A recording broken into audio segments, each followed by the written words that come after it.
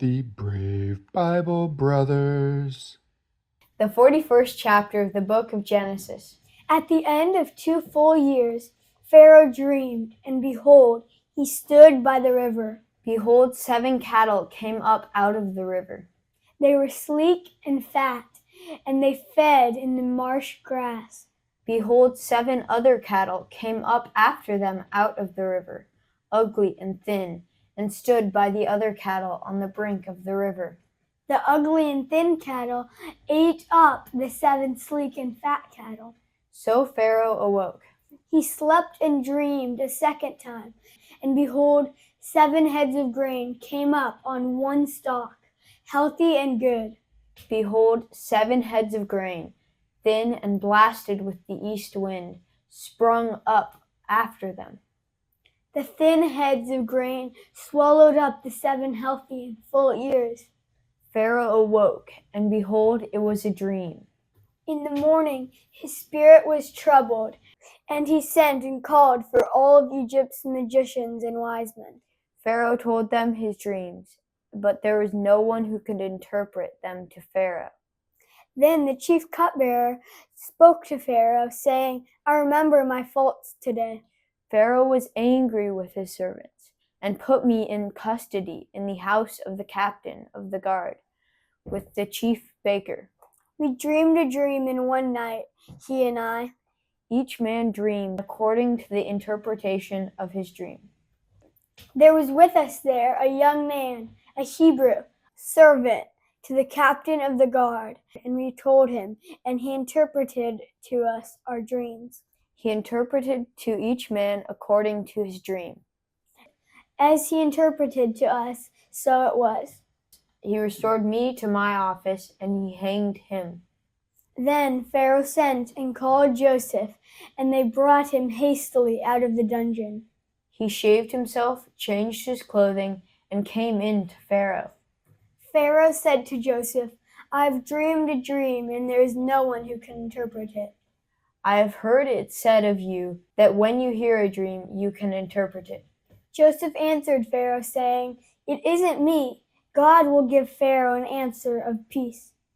Pharaoh spoke to Joseph, In my dream, behold, I stood on the brink of the river, and behold, 7 fat and sleek cattle came up out of the river. They fed in the marsh grass, and behold, 7 other cattle came up after them, poor and very ugly and thin, such as I never saw in all the land of Egypt for ugliness. The thin and ugly cattle ate up the first 7 fat cattle, and when they had eaten them up, it couldn't be known that they had eaten them, but they were still ugly, as at the beginning. So I awoke. I saw in my dream, and behold, 7 heads of grain came up on one stalk, full and good, and behold, 7 heads of grain, withered, thin, and blasted with the east wind, sprung up after them. The thin heads of grain swallowed up the 7 good heads of grain. I told it to the magicians, but there was no one who could explain it to me. Joseph said to Pharaoh, The dream of Pharaoh is one. What God is about to do, he has declared to Pharaoh. The 7 good cattle are 7 years, and the 7 good heads of grain are 7 years. The dream is one.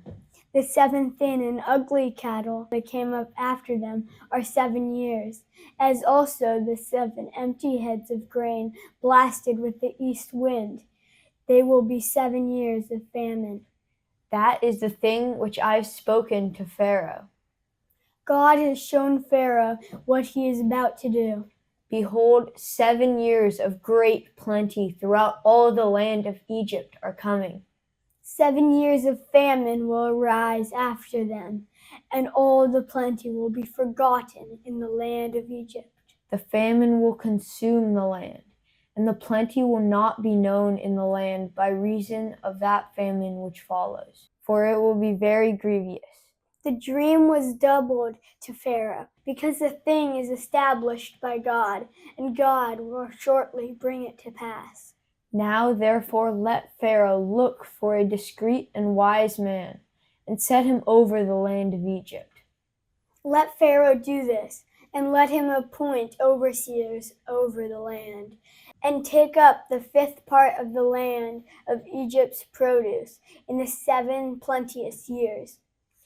Let them gather all the food of these good years that come, and store grain under the hand of Pharaoh for food in the cities, and let them keep it.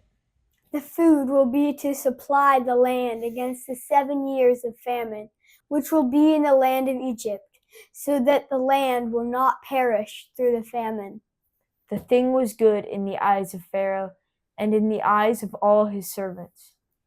Pharaoh said to his servants, "Can we find such a one as this, a man in whom is the Spirit of God?" Pharaoh said to Joseph, "Because God has shown you all of this, there is no one so discreet and wise as you. You shall be over my house. All my people will be ruled according to your word." Only in the throne will I be greater than you.